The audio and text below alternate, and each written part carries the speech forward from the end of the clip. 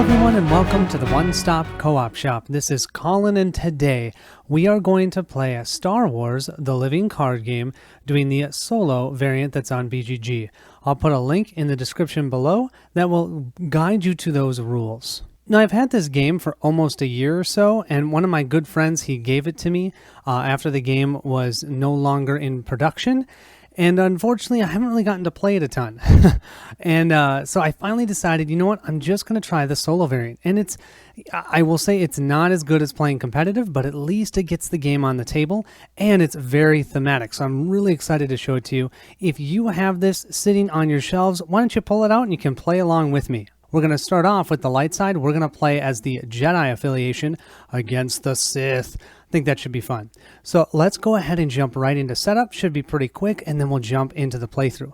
Also, if you don't know any of the rules to this game, I'll also be teaching that at the same time, talking about the differences for solo versus regular play. To start that setup, we actually have the first 4 steps already completed. We've chosen which affiliation we want to be.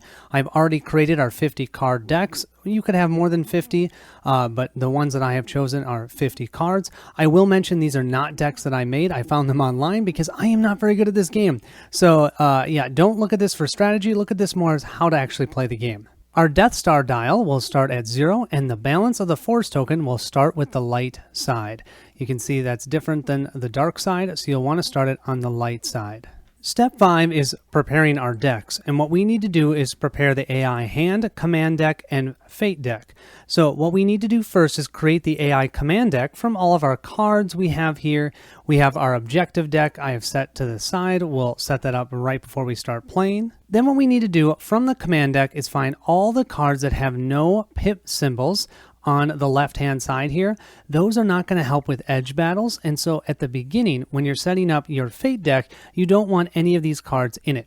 So I've removed all of those. What I'm going to do from this deck is I'm going to shuffle it up, and then depending upon whatever the reserve value of our affiliation is, which is 6, we're going to randomly draw 6 of these cards to create our fate deck, and they're all going to be face down. I've now set up our fate deck, and what I'll do with these cards is now shuffle them into our main command deck, and going forward we're not going to know what any type of the cards that go into the fate deck. These cards are going to be used during our edge battles during the game.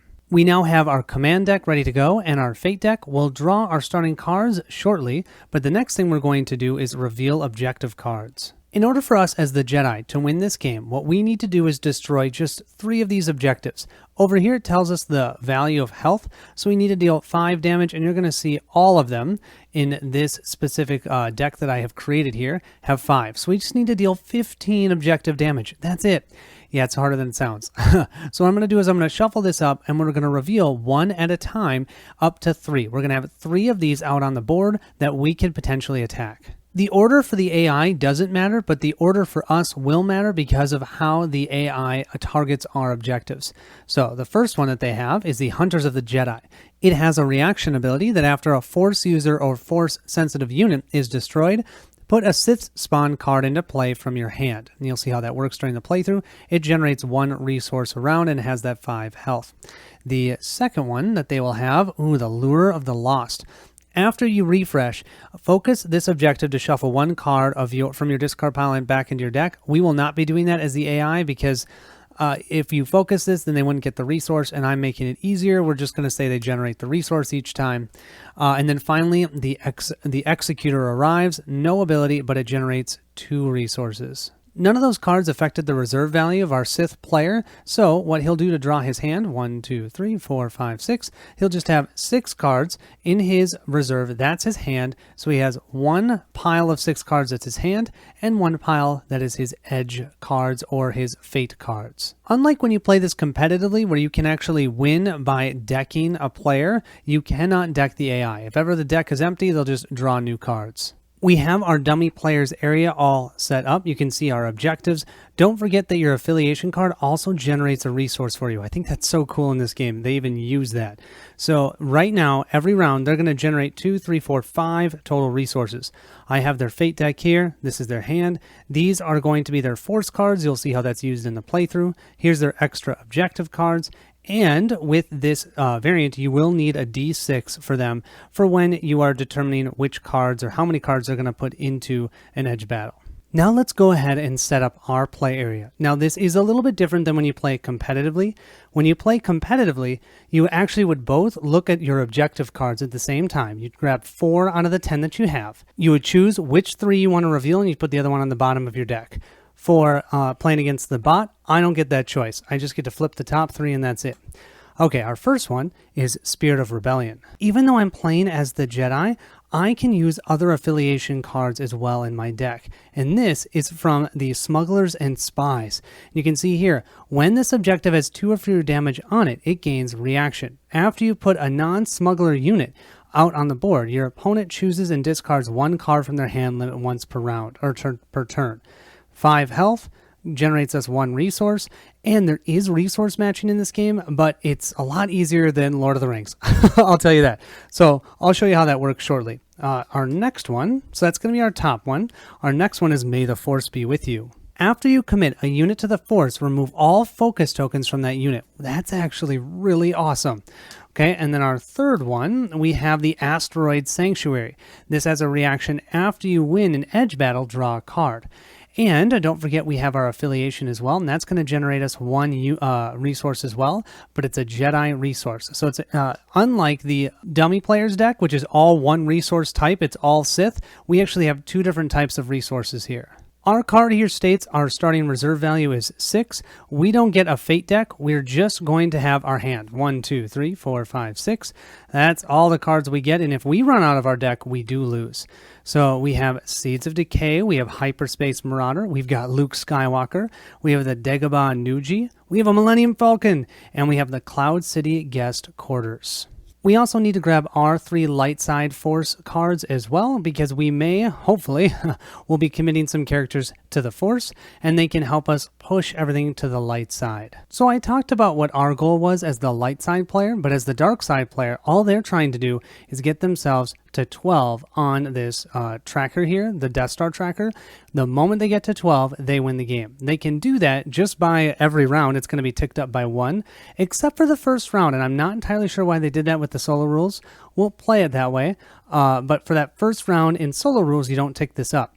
Normally, though, every round it's going to be ticked up by 1, and then whenever they destroy one of our objectives, it'll be ticked up by 1 plus any of the other objectives they have already defeated. So if, let's say they destroyed 2 objectives and they just destroyed our third, this would then go up by 3. So go from 3 all the way to 6. Yeah, so that's why they want to destroy objectives. We're just trying to destroy objectives because all we need to do is destroy 3 of them to win the game.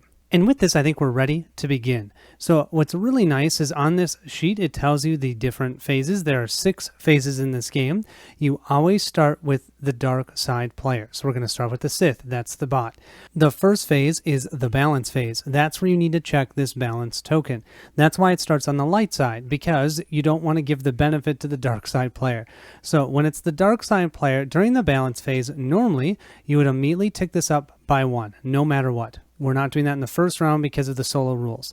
Then if you look at the balance token, if it was with the dark side, we'd actually tick it up another spot. But since right now it's on the light side, that does not happen. If we can keep it on this side during our balance phase, we can actually deal 1 damage to any of the dark side players' objective cards. Really nice.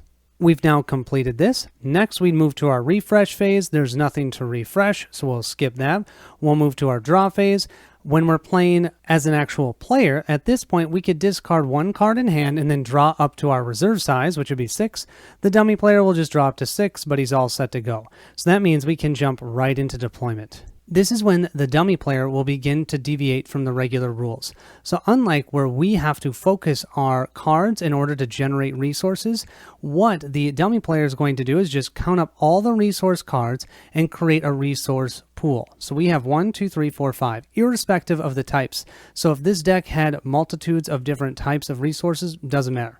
It's just going to grab 5 resources, and they recommend you use the focus tokens. So that's what I'm going to do. I do have the Team Covenant tokens, so you probably will not have those if you just have the regular game. They're pretty nice, but the guy who gave this to me had them, so why the heck not use them? So I now have my 5 resources that I can use. Let's go ahead and start deploying cards. How this works is we're going to take the hand of the dummy player, give it a good shuffle, make sure it's all messed up because sometimes cards might be placed in there or something like that.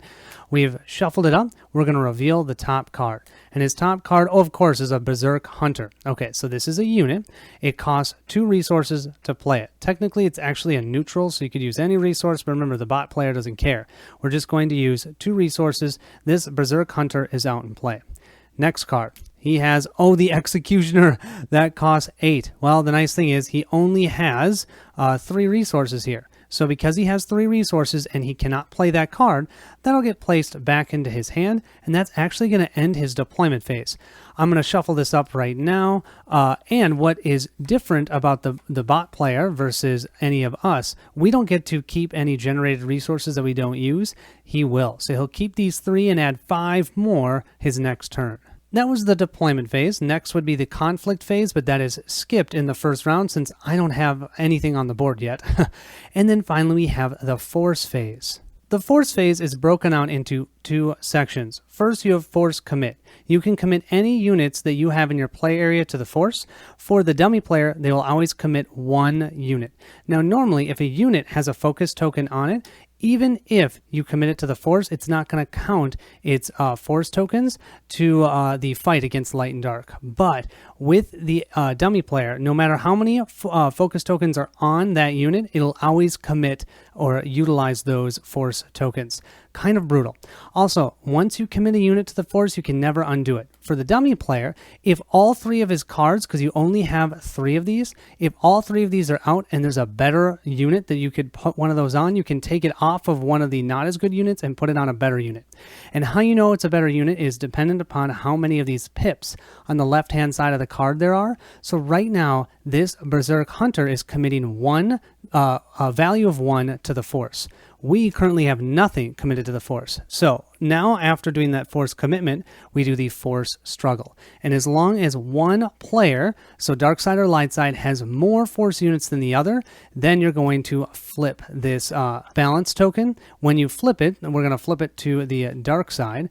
If let's say that we had 1 unit, so let's say we had 1 force unit here and they had 1, we would have been tied. You would leave it as is. So now if I want to have this flipped back, I'm going to have to commit 2 units of force units in order to do that. That'll complete the dummy player's first turn. He's got 3 resources. Next time he's going to get 5 more. If we find that Executioner right off the bat, he can play it for 8 resources. Kind of insane. Hopefully that doesn't happen. Now let's move to our turn. We'll move to that balance phase. We look at the balance token. Bummer. The dark side has the balance of the force right now, so we do not gain that 1 damage to any of their objectives. Next, we have our refresh phase, but actually in the first round for the light side, you skip that. Just because I could have done actions during the dummy player's turn, and I don't get to refresh before that. I can draw, which means I could discard a card in my hand and draw up, but I kind of like my hand, so I'm going to leave it as is. Now I'm going to deploy. There are a few different types of cards in this game. There are fake cards, that you can only use during an edge battle. There are units. There are event cards, which I don't think I have any event cards, and then you have enhancements. So looking at what we have here, I think the first thing, I think I'm going to do this instead. The first thing I'm going to do is I'm going to pay, it costs me 2 resources. This is a neutral card, so I can use any 2 resources, and I can put this card out into play. Cloud City Guest Quarters. Enhance your play area. Limited. You cannot play more than 1 limited card per turn. So if I had 2 of those in my hand, I can only play 1. It's going to cost me 2 of my resources. It can be any 2 type, but I'm going to drop that on the table. I'll go ahead and use May the Force Be With You as a resource, and in order to do that, I place a focus token on it. I'm also going to use the Asteroid Sanctuary. Since these have focus tokens on them, they're exhausted. I can't use those resources until I refresh and remove these focus tokens. The nice thing is, though, this Cloud City Guest Quarters is going to give me 2 resources, and I can use those immediately. I'd really like to play my Hyperspace Marauder. It's going to cost us 4 resources to play this. Now, one of the resources that I use to play this, it has to match the Smuggler's type because that's the type of card that I'm playing. And it just so happens that I have exactly that. I have 2 resources here from the Cloud City Guest. 1 from the Spirit of Rebellion, and then I have 1 here from the Jedi card. And I can use this resource is the one that's giving me that resource match, so I can play it out on the table. I think that's all I'm going to play during my deployment phase. So now we're going to move to conflict. And I do think I am going to activate my Hyperspace Marauder. So what I have to do is I have to declare one of the 3 objectives that I'm going to attack. Now, what's different when you play solo? You can only choose one objective that you're going to attack, and you have to commit all of your units for that attack. The reason is you could try and jury rig and do one attack on one, and then they have to commit their defenses. It just gets too confusing. So instead, what happens is you attack all of your units on one of the objectives. If we take out that objective, normally in a regular game, you would just spend the rest of your units, and there's nothing else they could do. For solo, if you have any units that still haven't been focused after the objective that you have attacked has been destroyed, you can choose a next one, and that actually works for the bot as well. It's just that way you don't have to worry about trying to determine which one the bot would try and defend versus not. So in order to show that we're committing the Hyperspace Marauder to this conflict, I slide it forward. You're going to see that our Hyperspace Marauder has some symbols on the card here. They're black and white. Black ones, no matter what, even if we lose the edge battle, we're going to be able to activate. If we win the edge battle, we'll also be able to activate these white symbols. So that's really what we want to do. Also, if we win the edge battle, we get to activate our first unit first before the dummy player does. Because the dummy player has one unit and only one, it's very simple. We know that he's going to defend with the Berserker Hunter. So now, because we have declared our attackers and our defenders, oh, and I have to choose, I'm definitely going to target this one right here, because this one gives him 2 resources. If I can destroy that, that would be really good. So I'm targeting this objective. Now we're going to move into what's called our edge battle. How an edge battle works is we're going to alternate turns between the dummy player and us. Whoever's the attacking player has to go first, so that's going to be us. We have to decide, do we want to commit one of these cards to the edge battle? None of the text on these cards matter. The only thing that matters are these pips on the side, unless you have a fate card. We do have one fate card here, Seeds of Decay. That ability only happens when it's used in an edge battle. So as you can see, Luke Skywalker here, 1, 2, 3, would add 4 pips to this attack. And the question is it worth doing that?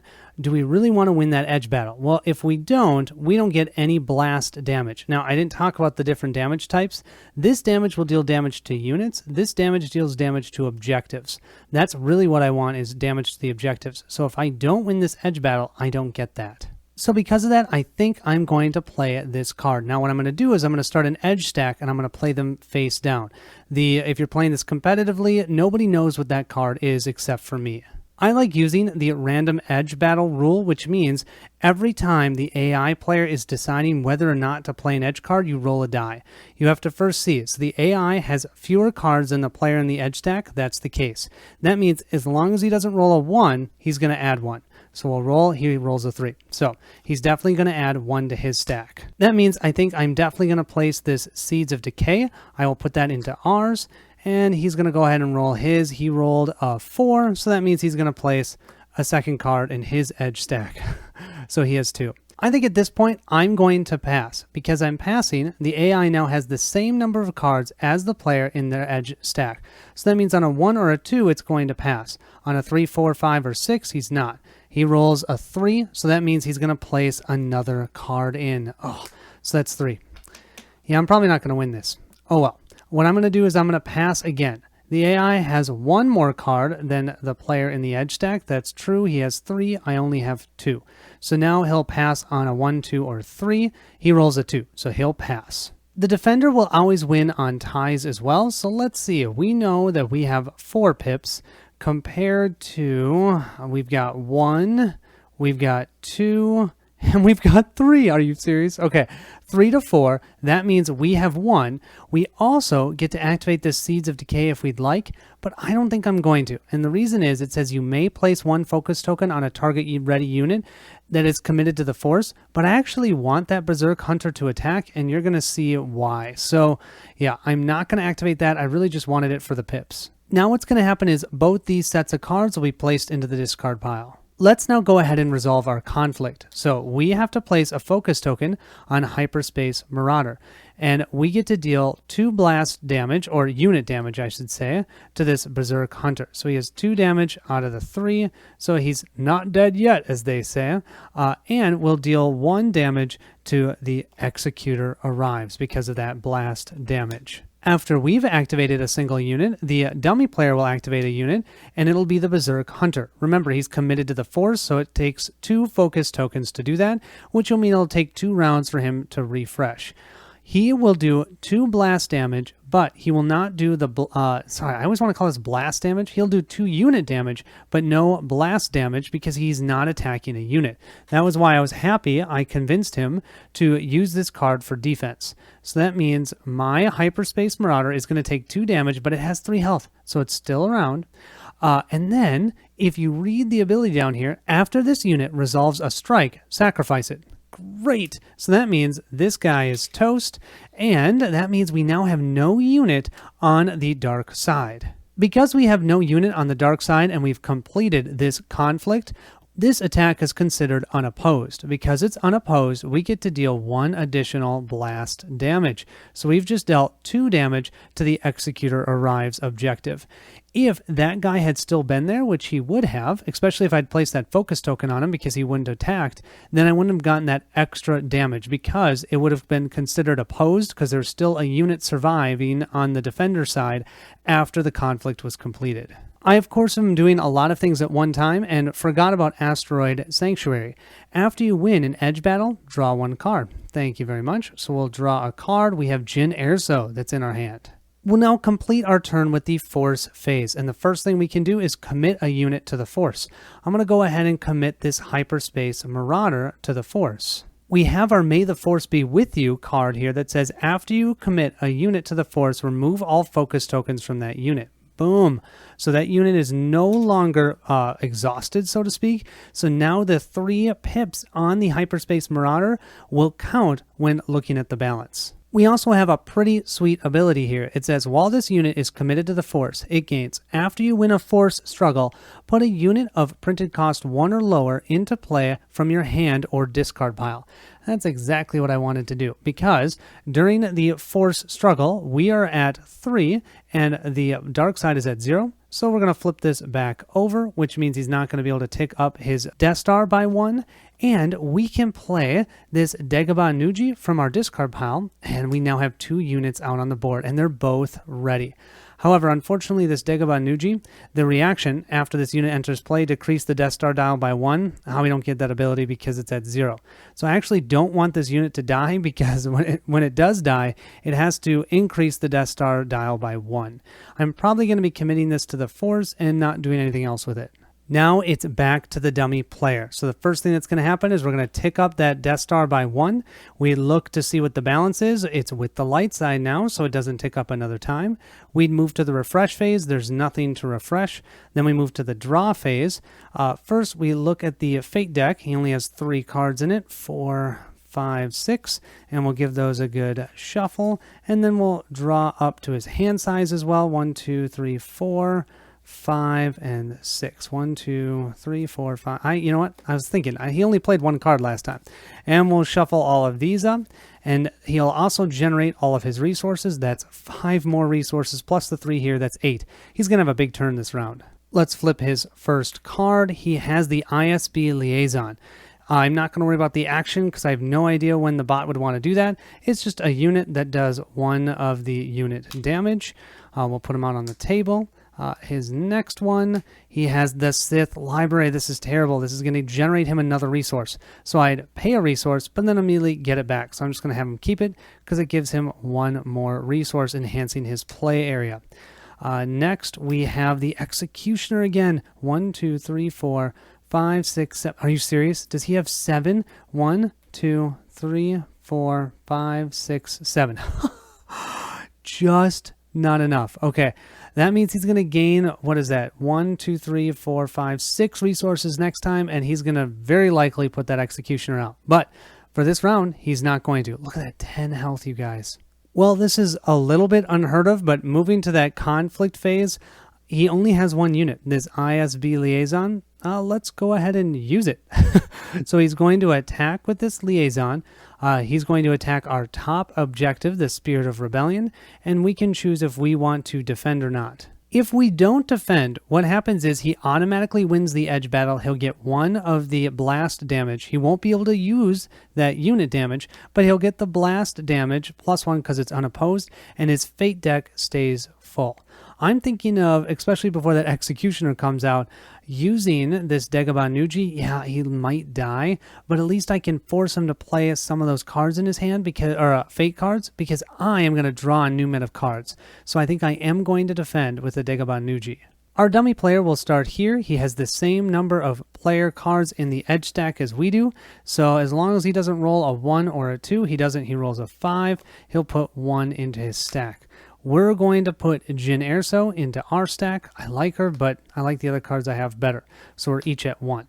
So that means he's going to roll again. On a 1, 2, he'll pass. 3, 4, 5, he'll continue going. That is a 2, so he'll pass. Do I want to keep trying to push him? You know, I don't think so. I think maybe I'll just leave it as is. I mean, these 2 cards are just so good. I want both of them out. Or do I? No, we're going to keep them. So that means we're just going to reveal these 2 cards and see what we get. We are the defender this time. So let's see. He gets 2 and we have 3. Beautiful. So we won the edge battle. That means we get to go first. Because of that, our Dagobah Nuji will get hit 1 unit damage. This liaison only has 1 health. Done. Took him out. Beautiful. And I'm going to say it right now, we're going to have a good turn here, but then the dummy player is going to have a great turn with how many resources they're going to get, and that Executioner is almost guaranteed to come out.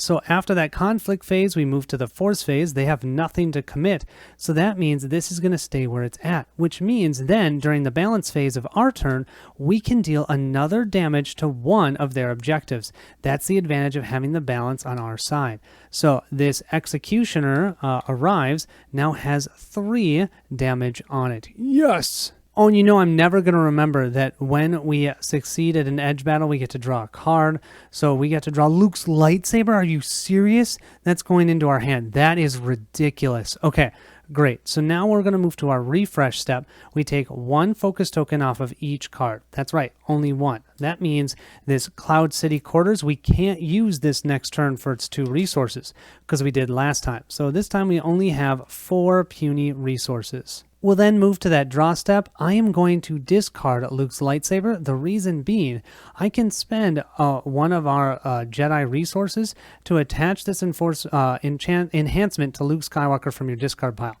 Yeah, so why would I keep that in my hand? So we'll draw 4 more cards. We have I Am a Jedi.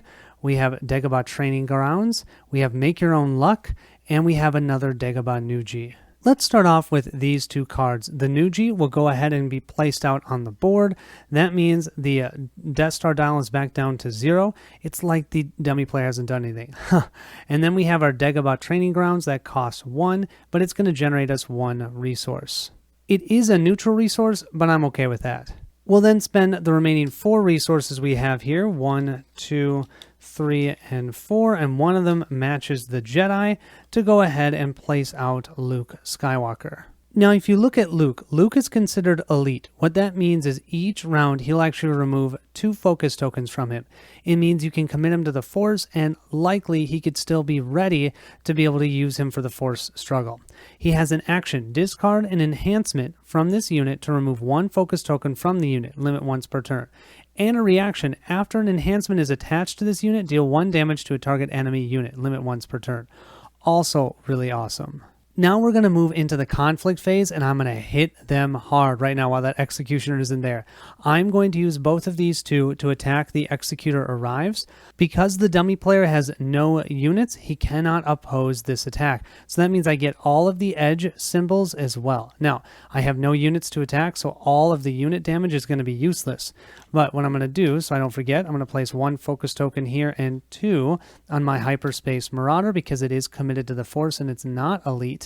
I do get to deal 1, 2, 3 plus 1 because it's unopposed 4 blast damage. Remember that normally during a competitive game, I could individually attack each of these objectives one time, but because we're playing solo rules, I have to attack all at once. So the 2 blast damage from Luke Skywalker will take out the Executioner Arrives, and that's our first out of the 3 objectives we need to take out. 2 more and we win the game. Then I still have my Hyperspace Marauder that will deal 1 damage plus the Unopposed for a 2nd damage. I'm going to do both of those on the Hunter of the Jedi. This was great for now. We'll see when that Executioner comes out if I'm able to do damage again. We've completed our conflict phase. Let's move to the Force phase. I am going to commit Luke to the Force. That means I can remove this token. I'm assuming also that I won an edge case battle, right? I won an edge battle because there's... Yeah, I'd say I won an edge battle. Another Luke's lightsaber. That'll be placed into my hand. Now during that Force phase, since I have Luke committed to the Force, I was able to refresh him thanks to May the Force be with you. I will keep the light side on our side. Of course, even if I had nothing committed to the light or committed to the Force, because nothing is committed on the dark side, this would stay the way that it is. We'll now move back to the balance phase. We'll tick up the Death Star by 1, but only 1 because the light side has the Force. We'll refresh our Fate deck. I think we only use 1, right? 1, 2, 3, 4, 5. So 1 here. I'll shuffle that up in a second. And the hand, 1, 2, 3, 4, 5, 6. Shuffle those up. And we're good to go there. And because our dummy player currently has only 2 objectives out on the board, he'll reveal a new one. And he has Agents of the Emperor. So this will generate only 1 resource, which is nice instead of the 2 like the other one. But while this objective is undamaged, it gains reaction. After you commit a Sith unit to the Force, place 1 focus token on a target enemy unit. That is mean. Well, the dummy player had 7 resources before. We just are adding 5 more. So that's a total of, 13 resources? Yeah, this is going to be fun. First card that he flips, he gets the Executioner. Look at this. 3 unit damage, 3 blast damage. While this unit is undamaged, it cannot be targeted by enemy card effects. Now, I can still do damage to it normally, but I can't use an effect to deal damage to it or make it stop from attacking or put a focus token on it.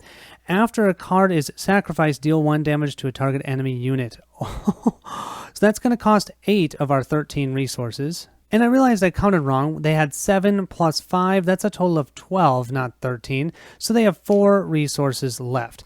Okay, this guy's out on the board. Let's see. His next one, okay, an Imperial Shadow Guard. Can definitely pay the 2 resources for that. So that means he has 2 more resources. It's another unit. Protect unit that's committed to the Force. And what protect means is that you can, when damage is dealt to a unit that's committed to the Force, it can instead be placed on the Imperial Shadow Guard. And then our next one, we have another Liaison. We have a resource for that. And our next one, we have a Berserker. No, we only have 1 resource, so he cannot play that one. That will get shuffled back in. We've now completed the deployment phase. Now we go to the conflict phase. Since we have more than 1 unit, we need to divide the units up between attacking units and defending units. What you do is you take the amount of units that you have that do not have the attacking alone words on them, and you're going to divide them by 2 and round them up. And that's going to tell you how many units are going to be in the attacking area. So I have 2 up here and 1 down here. How you know which ones attack are the ones that have the most blast damage, so damage to objectives. Our Executor has that, and then our Imperial Shadow Guard has more damage that they can do to units than the ISB Liaison, so I just left the Liaison at the bottom. This means we can take this Liaison away, and we can declare that both of these are going to attack our Spirit of Rebellion objective. I have 3 units here I could choose to defend with. I think I'm just going to defend with one of these Nugis. Let's see how many Fate cards we can pull from their stack. 5, definitely going to place 1. I am also going to place 1. I'm going to place this lightsaber over here. So we're 1 to 1. Roll them up. 2, because we're even. AI has the same number of cards as the player in their edge stack. Actually, that'd be a pass. I don't want him to pass. So I'm going to put Make Your Own Luck. Put that in there. That means he gets another chance to roll. He'll roll a 5. Because the AI has fewer cards, he only would have passed if it was a 0. Yeah, made him do it. Let's see. If I pass and then he passes, it's done. I've only gotten 2 cards out. As much as I love the Millennium Falcon, I'm going to push him. I'm going to put a third one in here for the Millennium Falcon. He'll roll up. That's a 5. That means he's going to place a third one in his stack. I am definitely going to pass. I want I Am Jedi. He's going to roll a 1. That means he passes. So it's 3 cards to 3 cards. Let's compare those pip symbols. So he has 1, 2, 3, 4, 5 to our actually 1, 2, 3, 4, 5, 6. We actually won the edge battle. Because we won the edge battle, we get to draw a card. I'm going to remember this time. Oh, we have the Deneba refueling station. Awesome. I'll put that into my hand with I Am Jedi. I didn't even fully realize how important it was that I actually won that edge battle. Because I did, they don't gain any of those blast damages from the Executor. That's insane. Also, the Dagobah can use the 1 unit damage, and we can damage this Executor. So now his undamaged ability will no longer happen. I will have to focus that poor little guy, and you know what's going to happen to him. He's going to die from that 3 unit damage plus the 1 from here. Both of these cards are going to get focused, but that does mean that they only deal 1 blast damage because it's the attack is now considered unopposed since we have no defending units left. But that's it. Instead of it being 4, which would have been insane. Also, don't forget, taking out that Dagobah Nuji means that they'll increase their dial to 2. We'll place our 1 damage token on here, and of course I forgot about this ability here. It states after you play a non-smuggler's card, your opponent chooses and discards 1 card from their hand. That was when this had 2 damage or fewer, so I'm actually just going to take his hand. His hand has 3 cards. We'll shuffle it up. I could have discarded that Executioner. No, yeah, I could have. Bummer. He'll discard the Terran Tack. Okay, cool. We've completed the conflict phase. We'll move to that force phase. The Executor will be committed to the force. Remember, normally in a regular game, this would not count as force tokens or force symbols, but because we're playing against a dummy player, it still does. But it's 3 to our 4, so we still are winning. Awesome. We do need to remember, though, that they have the Agent of the Emperor here. While this objective is undamaged, it gains after you commit a Sith unit to the force. Place 1 focus token on a target enemy unit. It's always going to target the highest costing enemy unit that doesn't have a focus token, so they're going to exhaust Luke on us. Jerk! Although that kind of stinks, during the balance phase, we can deal 1 damage to one of their objectives. Do I go for this one, or do I go for the kill and go for that Hunter's Jedi that already has 2 damage? Nah. Them doing that can be pretty brutal, so I'm going to go ahead and damage this one, so now they don't have that ability. And you know what? Let's be smart. They would not have done Luke because we're going to refresh that anyways. They would do the Hyperspace Marauder because now it's going to take 3 turns before that guy's ready. So we'll now move to that refresh phase, taking 1 of these focus tokens off of each of our cards. We now have tons of resources. Let's do this. I most certainly do not want to discard a card, so during the draw phase, we'll draw up 3, oh my gosh, 4, oh Yoda, 5, and 6. Going to that deployment phase, I'm going to use Spirit of Rebellion and the Asteroid Sanctuary so I can play out the Deneba refueling system. This will give us another 2 resources, and after you win a force struggle, remove 1 focus token from this enhancement. Heck yeah. Then I think I'm just going to use this Dagobah Grounds here to pay for another Dagobah Grounds. So that's awesome. And then finally going to pay 3 resources to put Yoda out on the table. Because who doesn't want Yoda on the table? I have to use 1 force. That'll work right here. And I'm going to use the Jedi resource I have here to play the lightsaber card. Spend 1 Jedi resource to attach this enhancement to Luke Skywalker from your discard pile. By doing that, after an enhancement is attached to this unit, deal 1 damage to a target enemy unit. Limit once per turn. Now I could try and choose the Executor, but you know what's going to happen? He's just going to put it on the Imperial Shadow Guard instead. So I think I'm just going to hit this Liaison and kill it. That means they have no ready units to defend. And really, that was kind of what I was hoping for. I've got 2 elite units here. I'm going to go ahead and now move to conflict. They have no way of defending. I'm going to attack with both of them. I'm going to go for the agent. No, I'm going to go for the Hunters of the Jedi first. This is considered unopposed, so that means Luke will have a total of 3 blast damage. That 3 damage plus the 2 that we have on here will be enough to destroy the Hunters of the Jedi. That's our second objective that we have earned. Of course, we have to place 2 focus tokens on him. And this also gives him plus 2 of those unit damage symbols, but we can't use that because there's no units we're attacking. Yoda over here can still use his 1 blast damage that he has here, and he can focus a unit. We're going to focus that executor. I don't want that executor to be activated, so we're going to place one there, and he also gains, I love this, he gains unit damage for each point on the Death Star. So if the Death Star was at, let's say, 10, you can imagine what that would be at. He would be able to deal 10 damage to units. That's insane. I'll deal his 1 blast damage to the Agent of the Emperor card here, so now it has 2 damage. That'll, of course, also use up Yoda, so we will focus him. We'll now go to the Force phase, and I think we have 1 more card. Yes, we do. We can most certainly commit Yoda to the Force. That will ready him. Wow, good luck taking the Force over from us, you dark side player. Now we'll move to that balance phase. We'll tick this up by 1, but only 1 because the balance is still with the light side. We'll also draw 1 new objective. Oh, we have another Agent of the Emperor that's going to be out on the board. We'll remove 1 focus token from each of these cards. That means only the Imperial Shadow card can be used. Let's replenish our Fate deck. Fate deck is only 3, 4, 5, 6. Give that a good shuffle. And then the hand size, we only have 2, 3, 4, 5, 6. Also give that a good shuffle. And we are ready to go. Oh, we're going to generate resources. We have 1, 2, 3, 4, 5. We have 5 resources plus the one here, that's 6. We'll start drawing their cards. They have a Terran tech. Ooh, this guy gets no enhancements. He costs 4, so they only have 2 resources left. This unit cannot be affected by force events. Damage dealt by this unit cannot be prevented by shields. I haven't really had a lot of shields in mind, but that's another unit out. They have the Berserker Hunter. That will be 2 more. That's all their resources. We'll continue going until they can't go anymore. Oh, they have the Valley of the Dark Lords. This is going to give them 1 resource, and it's a 0 cost. So that's actually going to put 1 back into their play area. And then we'll flip their next card, and they have a 3 cost card. They only have, they have 2 resources because they generated 1 from the Valley of the Dark Lords. But that costs 3, so they can't put them out. The dummy player has 3 units. He's going to go ahead and keep the Imperial Shadow Guard in defense, and he's going to commit both of these 2 into the conflict phase, attacking that same objective that we have. I am most certainly going to use our Dagobah Nuji here to defend. Here's our chart. We'll roll up a 4. They're going to place 1 into the pile. I am going to place 1 into the pile. I'm going to seek Yoda, because who needs to seek Yoda? I've got Yoda out already.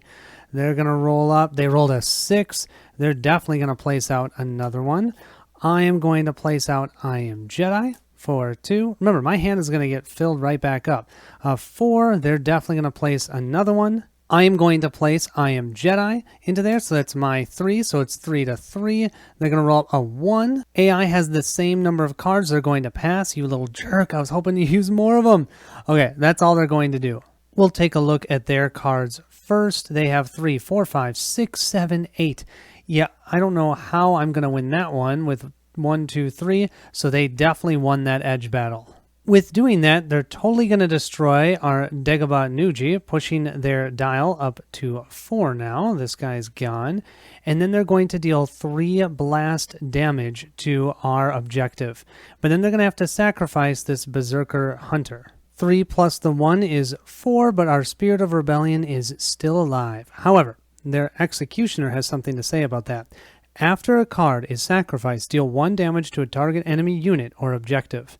Well, with that 1 to the objective, that's going to kill this Spirit of Rebellion.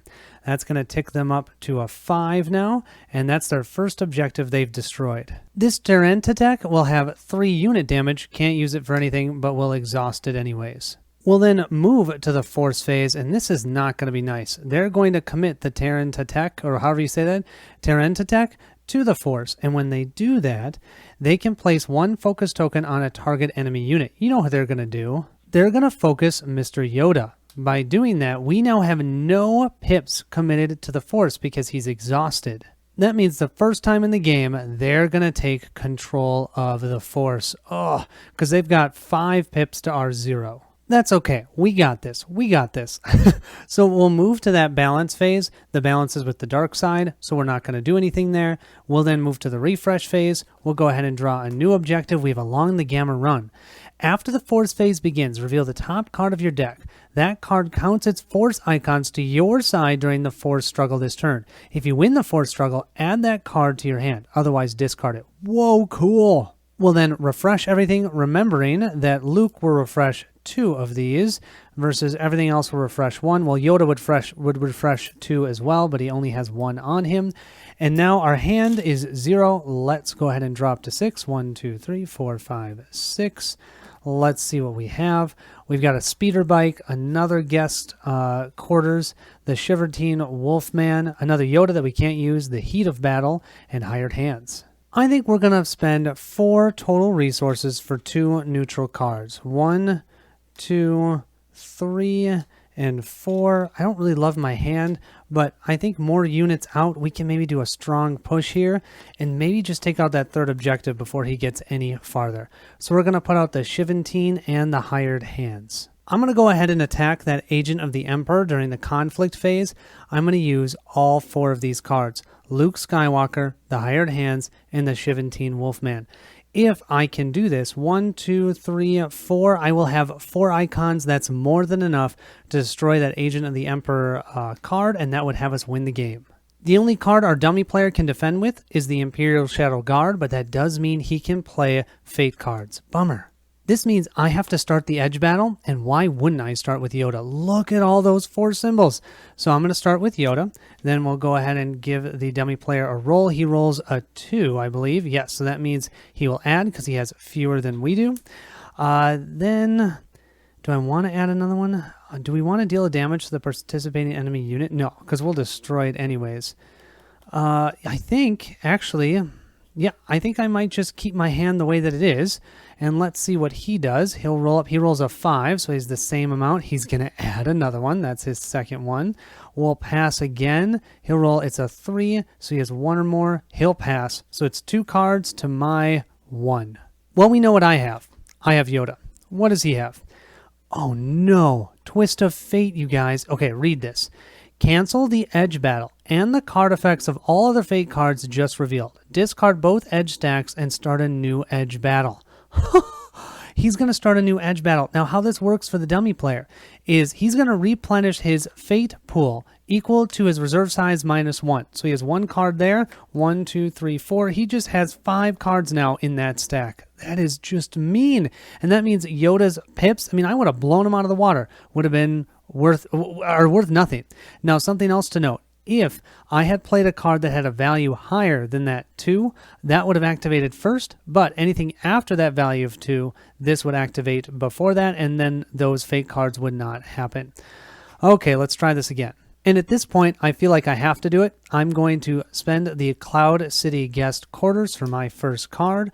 We'll roll up for the dummy player. He rolls a 3. That means he's most definitely going to add 1. Then we'll roll for our, oops, I'm putting another one in, and he will put another one in. Whoops, that one's worth 0. I'm going to put this one in. He most certainly is going to put another one in with that 6. I'm going to pass because there's no reason for me to put this in. It has no pip value. He's going to roll a 6. He's putting a 3rd one in.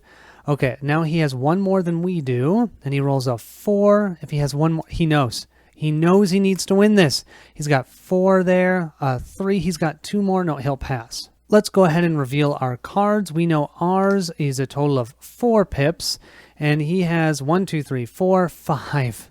He has 5 pips. That means he won the edge battle. However, we can still deal 1 damage to a target participating enemy unit, so we'll deal 1 damage to this Shadow Guard. Now this means the Imperial player gets to go first. He'll use this and he's going to kill off my Wolfman so I don't get that additional damage. Blast damage. Oh my goodness. We still have our hired hands and Luke Skywalker we can activate. Luke has more than enough unit damage to take out the Imperial Guard, so we'll discard him. And we'll deal 1, 2, and that's it. +1. Actually, we still just won the game. Because we have, it's unopposed. We have 1 blast damage here, 1 blast damage here, and then 1 for being unopposed. That is the 5 that we need. Oh, even though it was starting to look sour, that will still give us the 3 more we need to take out the Agent of the Emperor. So there you have it. That was Star Wars: The Living Card Game Solo. yeah, you can see it's fun. It's not nearly as fun as I think it would be competitive, but it lets you at least see the different card interactions. And you could tell I already missed a couple of them on mine. Like I won that edge battle. I should have drawn a card. No, I lost that edge battle. Okay, good. That makes me feel better. But regardless, it was fun. I hope you guys enjoyed that. Let me know if you'd like to see me play the dark side. And if I get enough interest, I'll go ahead and do that. Thank you again for watching, and I'll see you at the next stop.